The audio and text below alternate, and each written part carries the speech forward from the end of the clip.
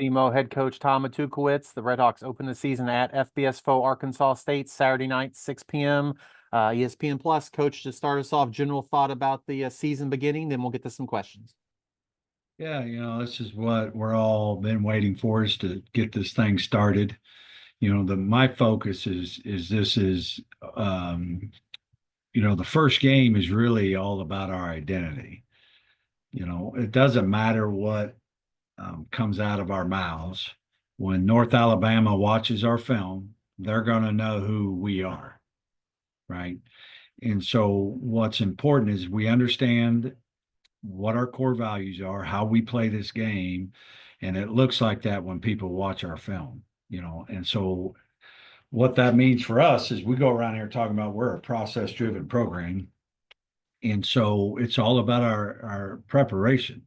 We're a morning team, practice team, which is new. That's tough on young kids, but like body weights to film to hydration, sleep, all these type of things it takes to prepare for a game is what we're focusing on. And at the end of the day, what we value here is to play hard and to play physical. And so the thing our team has to understand is, talk's cheap. There's not one coach in the country that's not saying, hey, how about we play hard, or hey, we need to play physical today. The problem is it's not a deep core belief. It is here. And so you got to be able to practice hard. And so when we go out there on a Tuesday and we put full pads on and we're going live like we did today, there's a reason we're doing that, because you can't practice physical or practice soft and play physical. What you do on Tuesday is going to be what we do on Saturday. And so my mindset's not Arkansas State. It's about making sure our process is set, how we prepare for a game, our identity shows up on film when people watch us play. Thanks, Coach. If you do have a question for Coach, I know as people are listening, let me know down in the chat, and then I'll call on you and you can unmute yourself and ask away. Talk about camp and what you've seen and what you've liked so far. Last year you had the week 0 game, so camp maybe looked a little different. What have you liked so far about this year's camp? What have I liked? I think I like my team. I think we have some talent. I think we have recruited well, meaning we always do go fit first. Like if I don't like you, we're not recruiting you. I don't care how big you are or fast you are. I think so. We have a lot of like-minded people in the building. A lot of the core values are similar, and then one attribute I really feel like this team has proven is they've been coachable. When we put on the film and we talk about, hey, we got to get better here, I see progress. I see guys buying in. I was a young head coach. I would lose sleep at night at talking about what does my team need to hear in the morning. But what I've realized that's not the most important thing, what I say. The most important thing is I got a team that listens, right? That they're buying in, that we have the connections, they have the belief in their head coach, that when I say, look, this is what we need to do, we have a team that will actually listen.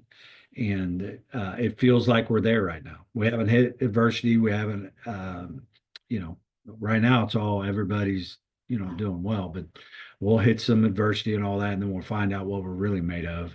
But if we could keep that going and be a really humble, coachable team, then I think we have enough talent to accomplish the mission.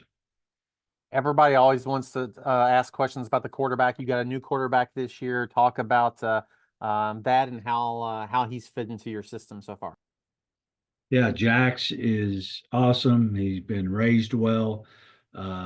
He's a very talented player.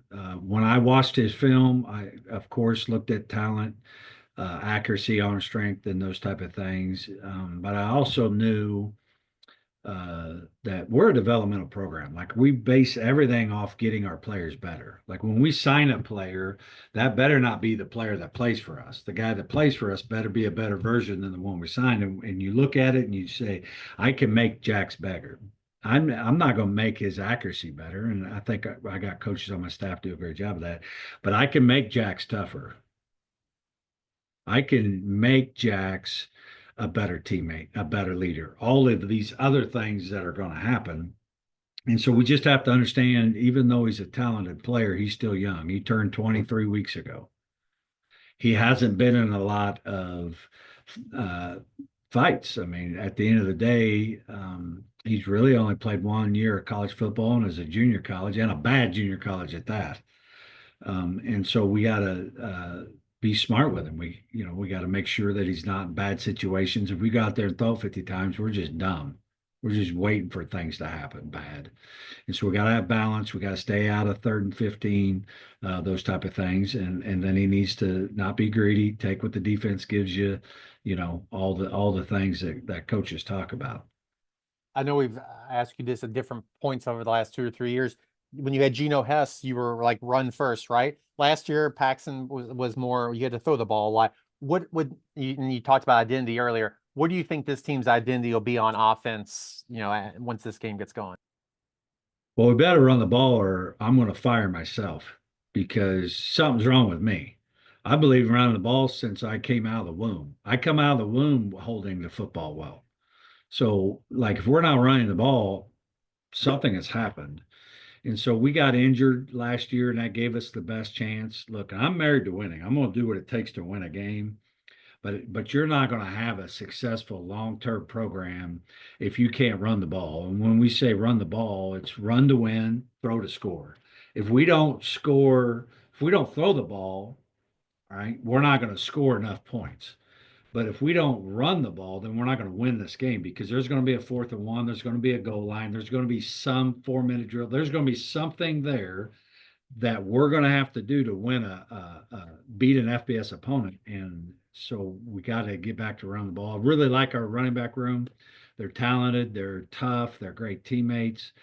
And so I'm excited about their coach's average. Cade Brister needs to pick it up. But other than that, big fan of our running back room.